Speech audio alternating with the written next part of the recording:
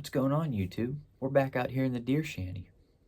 It's been a little while since I recorded a video out here, but now that rifle season's finally in, figured why not give it a go, right?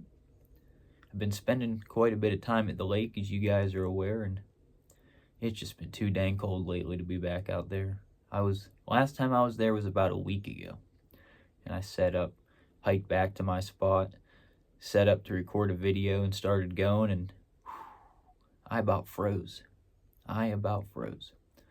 So I decided to pack up and head on back. But now that, like I said, rifle's in, this is day 3 for me out here in the shanty.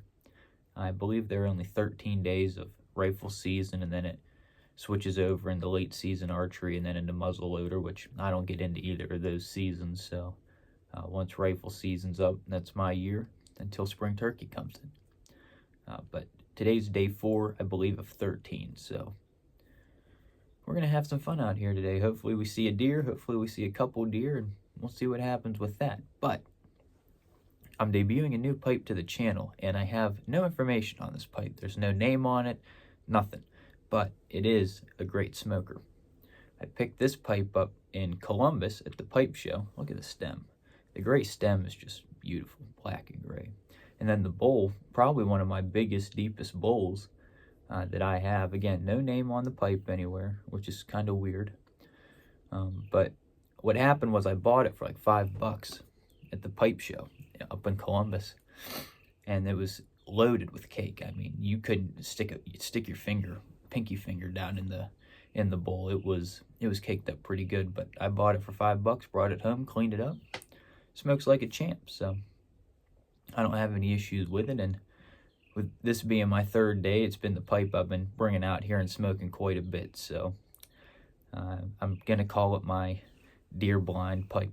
But I'm going to be smoking some Briar Fellowship's Witch Thorn, which has been the blend I've been smoking the most out here as well. So Witch Thorn and that pipe are my signature 2024 hunting blends and pipes, which, whatever, but we're going to pack a bowl here. We're going to see where the smoke takes us. I'll probably recap day 1. Day 1 was pretty exciting. Day 2, nothing happened. Day 3, we're only about an hour and a half into it, and I haven't seen anything yet, but there's a ton of snow on the ground. So if there's going to be something moving within this valley, I should be able to see it. But we're going to go ahead and pack a bowl. We're going to recap day 1, and we'll be right back.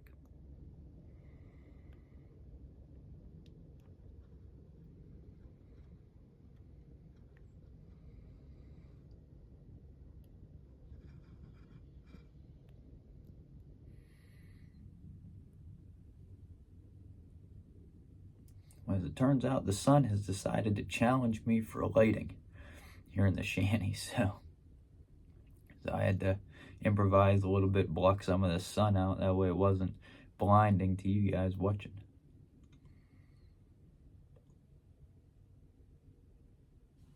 With the sun coming out, it's also decided to start snowing a little bit more, so looking out this window here, it's just, what a beautiful scene, man. What a beautiful scene. This is why I come out to hunt.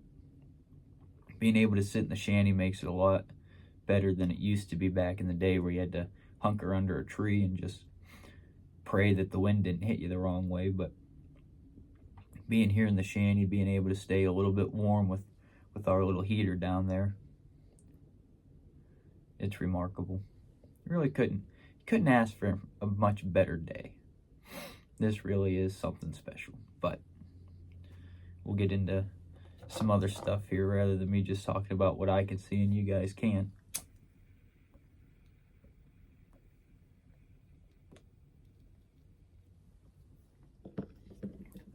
I think I messed up. When this witch thorn dropped, I only bought 1/10 of it. And I think I have about half a jar left. As you can see, I'm running a little low. Once I'm out of that, it's done until James makes more.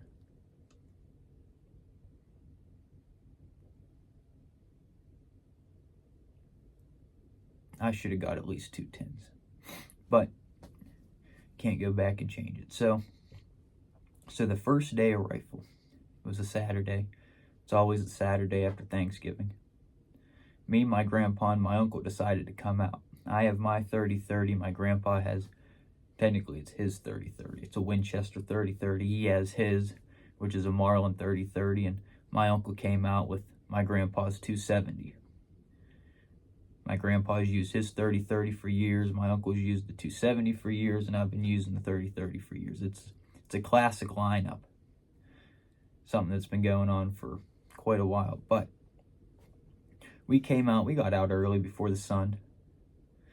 And as soon as we stepped foot in the woods, we kicked up a deer. We aren't sure what it was, but we know for sure that we kicked up a deer because we watched it run the hillside. So, a little deflating right off the rip, but still exciting nonetheless because it means there are deer in the woods, which of course there are always deer in the woods, but lets you know that they're around currently. So we were pretty pumped on that. The shanty, from the wood line to the shanty, it's maybe 50 yards. So we hopped in the shanty. My grandpa started up the heater because he was already getting pretty cold. And we sat here for a little while, and we got back in here probably about 7 o'clock.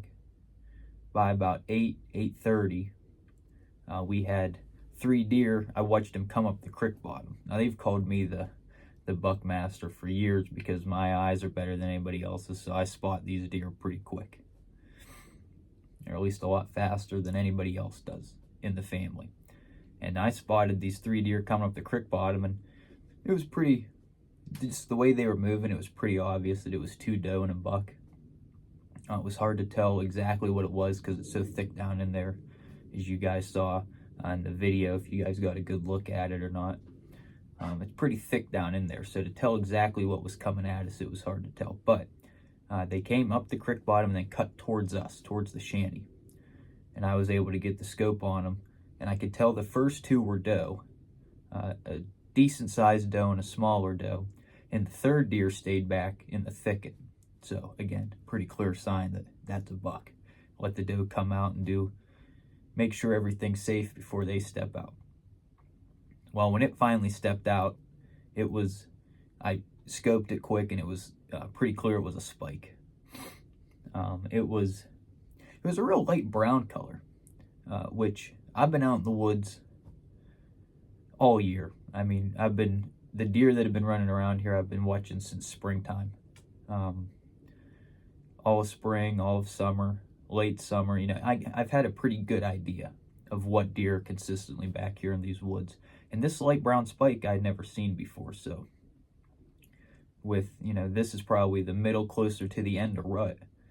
They're really starting to move around now, and different deer are starting to go into different areas, which is cool, but it could mean that Big 10 point that I was spotting towards the end of archery, that I believe I had mentioned in my one video, the botched hunt video, that deer that we saw, there's a good chance that it's out of the area now, which hurts the soul a little bit, but there's no guarantees that it's out of this area, so we're hoping that it's still sticking around. But the spike came through, and it walked down right across from us. It probably walked 200 yards in front of us. We had a clear shot the entire time, but since we have to count, and because it was a small spike, nobody wanted to shoot at it, or could shoot at it legally, I guess.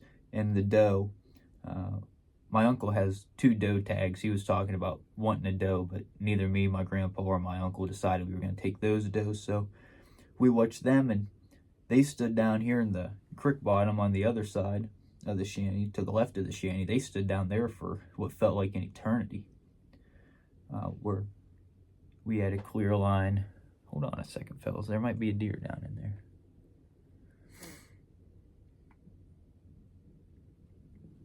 Or it could have just been that fat fox squirrel that's down there jumping around. But, that's probably one of the fun things about recording these videos during hunting season, in the middle of hunting season, in the middle of hunting, is at any given moment, a deer could walk by and could have an opportunity at it. But back to day 1. So these deer come through, and then the rest of the morning it was peaceful and quiet. Not a thing was going on. We knew those deer were bedded down somewhere down in that thicket. We weren't entirely sure where, but we knew they were down in there. So he was just hanging out until lunchtime, and I got up and left for lunch. Made some scrambled eggs and bacon, threw it in a little bowl, mixed it all together, and had a piece of pumpkin pie after I was done with that, and then went back out to the woods. While I was in the house eating, naturally a buck came walking through, a bigger buck, legal buck, we believe. My grandpa was the only one that put eyes to it, but he thought for sure it was a legal buck, but it was limping.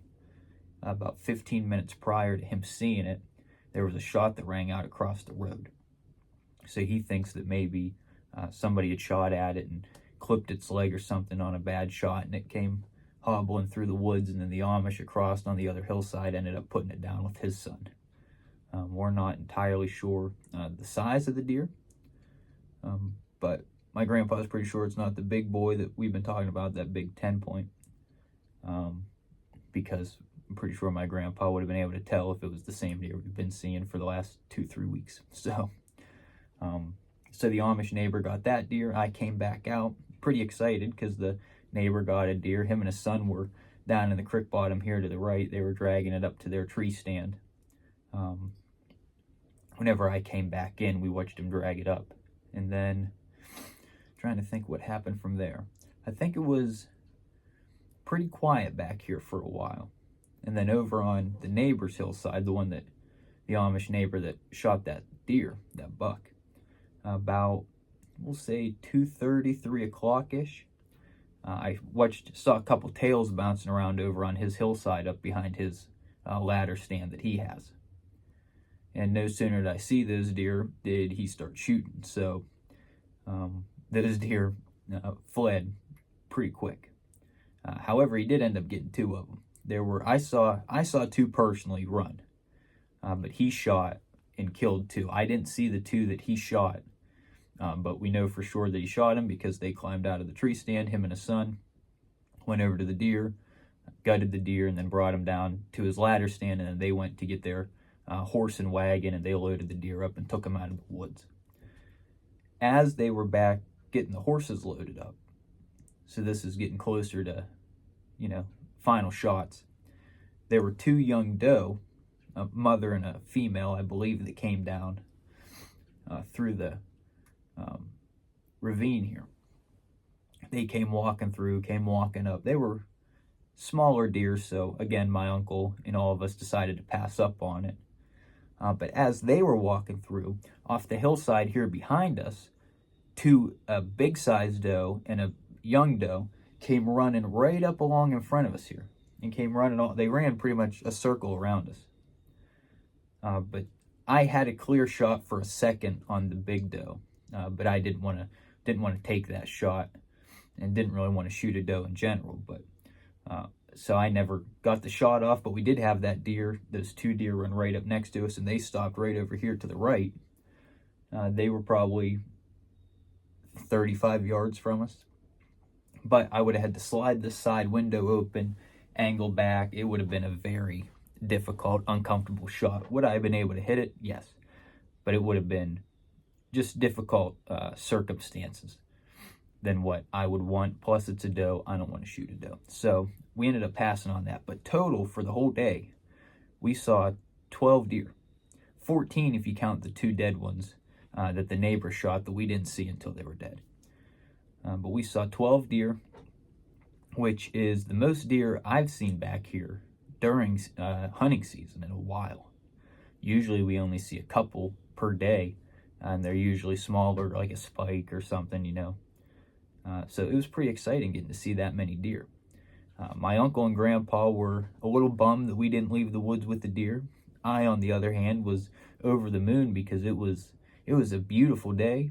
We got to see a ton of deer. There was a ton of action. We saw the neighbor and his son get a couple deer. I mean, to me, it was the best first day I've experienced. To them, I don't know their viewpoints on it, but I know personally it was a heap of fun. I couldn't have had a better first day, unless I ended up shooting that 10-point. But truthfully, I'm not overly worried about getting a deer. I just want to see them again. I just want to get an opportunity to take a look at them with an actual rifle scope. Whether I get to shoot, I don't really care. I just want to be able to lock onto those horns and see what's going on there, because he's a nice deer. But second day, nothing happened. We were only out here for a few hours and then went in to watch football because it was cold. There was nothing going on, and we knew snow was coming, so we were looking forward to getting out here with some snow on the ground to be able to really see what's moving on the opposite hillside of us. So that brings us to today. My grandpa wasn't awake when I came out here, so I decided I was going to come out by myself and record a video to share with the world, and then see what happens the rest of the day. So far, I've seen nothing aside from a few squirrels, which is, always what you want to see when you're out in the woods deer hunting. But, it's a beautiful morning. Sun's out, snow on the ground. It compares to the beautifulness of the first day, minus seeing the deer. So today, I think it's going to be a real good day.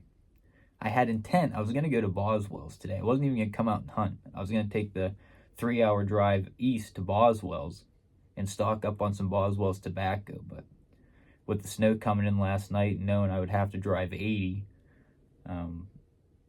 I wasn't going to risk that. 80 is, anytime there's snow on the ground, I-80 is a nightmare, especially around us. So seeing that snow, I'm going to have to wait until there's no snow on the ground, or until it warms up just a tiny bit to where I don't got to worry about a ton of ice.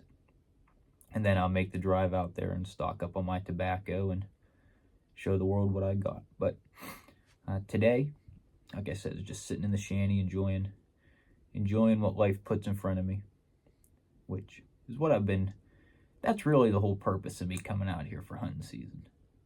It's not to come out here and shoot a ton of deer, or shoot a deer even. It's just to come out here and I was telling somebody at work this the other day.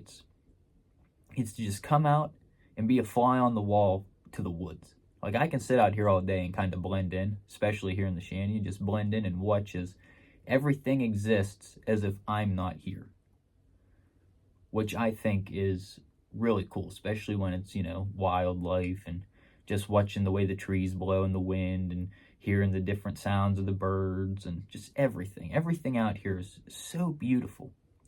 The experience itself is... I've shot 2 deer in my lifetime, and I've always enjoyed being out and experiencing everything, seeing deer walk by and all that, much more than I have, shooting these deer. So hopefully today shapes up to be to provide some beautiful scenery, some beautiful experiences for me to witness and, be able to remember back on for years to come. But that's what hunting's about for me. Is the meat nice? Yeah, duh. The meat's tremendous. But, in 2024, in the United States of America, I'm not hurting to put meat on the table. So I don't have to come out here and shoot a 40-pound deer to feed the family for, a month or 2. So I don't have to worry about that. Thank God I don't have to worry about that. It's a blessing that a lot of us take for granted. But, if that was the case, I'd be much more worried about getting a deer. But don't have to worry about that. So I'm here for the experience, which is kind of unique for my family. I'll say, the few of us that do hunt. Most of us go out with the intent, I got to get a deer, it was a bad day. I got to have the opportunity to get a deer, or it was a, waste of a day. Not me. Not me, man. I'm the exact opposite. I'll sit out here all day, and if I don't see one deer, so be it. But if I can see everything else moving around me, I'm having a good time. So, before I go too long here on this video and end up missing out on seeing a deer, I'm going to go ahead and end it here. I don't have much else to talk about. I just wanted to recap the first day and give my thoughts on why I hunt. So, I know I didn't really smoke much of this pipe, but once I turn this camera off, I can promise you I'll be ripping into this bowl pretty heavily. So, thank you all for watching. Like, comment, share, subscribe, do whatever you want. we'll see you guys around. Bye.